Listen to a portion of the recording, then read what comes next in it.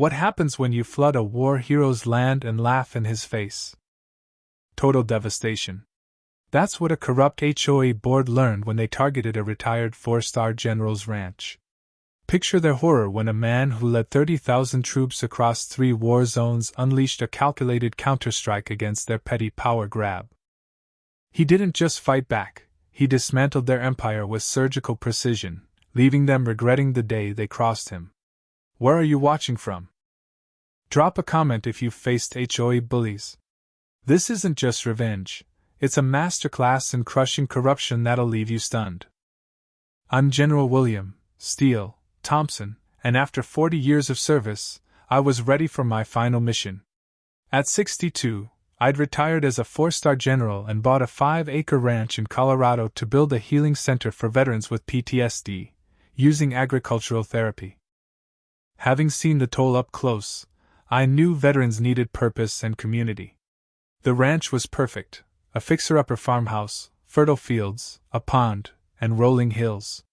I started building a horse stable near the eastern fence, the first step toward the therapy center.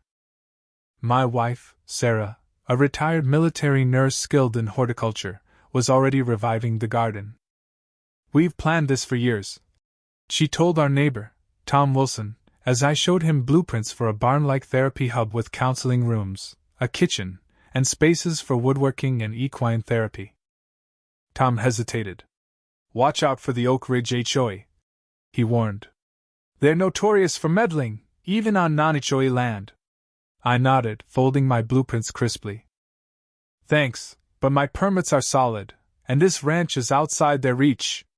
My border collie, Max, a rescue I'd trained for therapy, bounded around us. Trouble arrived 3 days later when Karen Mitchell, a sharply dressed woman in her 60s, left a notice demanding I stop stable construction for aesthetic reasons. I read it, folded it, and kept working.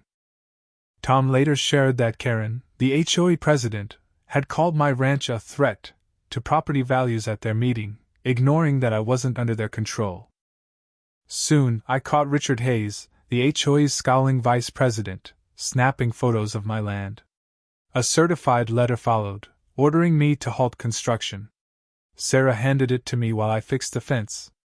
They're like schoolyard bullies with fancier toys, she said. I smiled faintly. I've faced warlords in Iraq. This is child's play. That night, I walked the property with Max, noting vulnerabilities like I did in combat zones. The HOA had made its move. I was ready for theirs. Spring rains hit hard, testing every drainage system in the valley. I'd installed a county-approved drainage setup, planned with engineers' precision. But I didn't expect the HOA's next play. One evening, Sarah pointed to 3 figures tampering with drainage culverts near Oak Ridge's border. Tom identified them as Paul Carter, the HOA's engineer, and 2 board members. They were redirecting water toward my ranch. Days later, a torrential downpour flooded my fields and ruined the stable's foundation. Mud swallowed crops, and water pooled where horses would have grazed. This isn't natural, I told Sarah stone-faced. It's sabotage. I photographed the damage, measured water levels, and collected soil samples, building evidence with military calm. A new Oak Ridge resident, Mark Davis, a 40-year-old ex-Marine, tipped me off about Karen's motives. She'd lost her real estate firm in 2008 and saw the HOA as her new kingdom. My ranch clashed with her plan to turn Oak Ridge into a luxury resort with a golf course, promising her a massive payout. I can't openly fight her, Mark said. She's vicious, and I've got kids. He secretly photographed Karen eyeing a map, muttering, "No one steals my chance again." Her vendetta was personal, and my ranch was in her crosshairs. I politely asked the HOA to check their drainage. Karen scoffed. "Maybe you shouldn't build on flood-prone land." I hired an independent engineer, whose report confirmed deliberate water diversion. At the next HOA meeting, I presented photos, regulations, and the report to a packed room. Karen and Richard mocked me openly. "The military must have scrambled his brain," Richard sneered. Karen added, It's sad when old folks get paranoid. Sparking laughter. I stood still, betraying no emotion, then left, pausing at the door. You've picked the wrong fight, I said quietly. The room froze. That night, Sarah asked, "What's next?" as we watched the flooded fields. "We build a team," I replied. "This is for every veteran who needs this place." I met David Lawson, a retired JAG attorney, at a diner. "I need you for the veterans, not just me," I said, outlining the HOA's crimes. Over the weekend, my barn became a command center. Maps lined the walls, and surveillance photos tracked HOA moves. David organized legal files. Lisa Bennett, a former intelligence major turned journalist, dug into records, and Mark fed us insider HOA intel. Phase 1, evidence. Phase 2, pressure. Phase 3, full engagement. I told Tom, showing him a flowchart. David flagged the HOA's violations, operating beyond their jurisdiction, breaking county laws, and potential vandalism. Lisa uncovered Karen's past water regulation breaches and Richard's threats against residents. Mark leaked meeting minutes proving they'd targeted me before construction began. I installed military-grade cameras with night vision. 3 nights later, they caught Paul and 2 board members flooding my land at 2 a.m., injuring a therapy horse, Bella. "Karen wants it to look accidental," Paul said on tape, laughing. I watched the footage, my face blank. "They've crossed a line," I told Sarah. "Time for Phase 2. I filed a county complaint. Lisa published a scathing article. Oak Ridge's Dark Secrets, exposing HOA corruption, and David sued the HOA and its leaders. Inspectors, led by my old comrade John Reed from the EPA, found illegal drainage changes. Karen and Richard held a press conference, painting me as a deranged veteran. But Mark leaked an email showing Karen's media manipulation, urging false stories about dangerous animals on my ranch. Residents grew uneasy, and Paul, under pressure, considered flipping on Karen. At an emergency HOA meeting, Karen demanded $1,000 per household for legal defense. Mark stood, outing me as a decorated general and questioning her overreach. "He's General William Thompson, not some nobody," he shouted as Karen tried to eject him. Chaos erupted.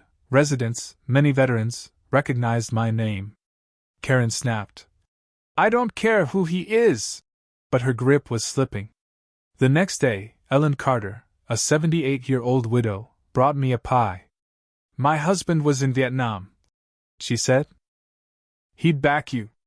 More residents visited, sharing HOA horror stories, cracking Karen's control. Karen fought back with a smear campaign, alleging my ranch housed dangerous veterans. She used Councilman Robert Lane to stall my permits with fake complaints.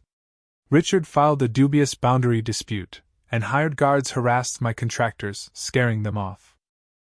The breaking point came when guards provoked a PTSD episode in a visiting veteran, Chris Evans, a former Marine. I intervened, my voice cutting through. "Stand down, or you're arrested." Karen twisted the incident, spreading an edited video painting Chris as violent. My permits were suspended. "They're winning," Sarah said, worried. "No," I replied. "They've overplayed their hand." I called Lisa. "Activate Phase 3. Contact Colonel Harper at the Pentagon." My basement became a war room. Maps, photos, and red string tracked HOA moves. I rallied a network of retired admirals, intelligence officers, and special forces. National media swarmed as my team exposed Karen's $300,000 embezzlement and fake EPA reports. Senator James Cole, a former subordinate, triggered a federal probe. The unedited video of Chris's incident sparked outrage, and veterans groups rallied. At a chaotic community meeting, Karen played a doctored audio clip of me, threatening her.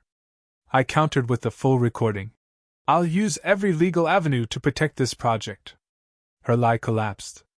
Residents chanted for a new board, electing Mark as president and Ellen as vice president. Karen and Richard faced charges for embezzlement and sabotage. Paul's testimony sealed their fate. They got suspended sentences, forced to repay damages. Karen sold her home at a loss. Richard fled the state. A year later, the Thompson Center opened, a thriving PTSD therapy hub with gardens, stables, and Bella fully healed. Rated a top program by the VA, it drew global attention. Karen served community service at a veteran center, a poetic twist. The new HOA, Undermark, became a model of transparency. At the center's expansion ceremony, I spoke. "This isn't about winning. It's about healing," Sarah whispered. "We fought well." I smiled. "We found peace." The Thompson Center became a beacon of hope, proving that one man's stand against corruption could spark transformation. What do you think? Was Karen's sabotage just a power trip, or something deeper? Share your thoughts below, and tell us, is provocation ever justified in a conflict?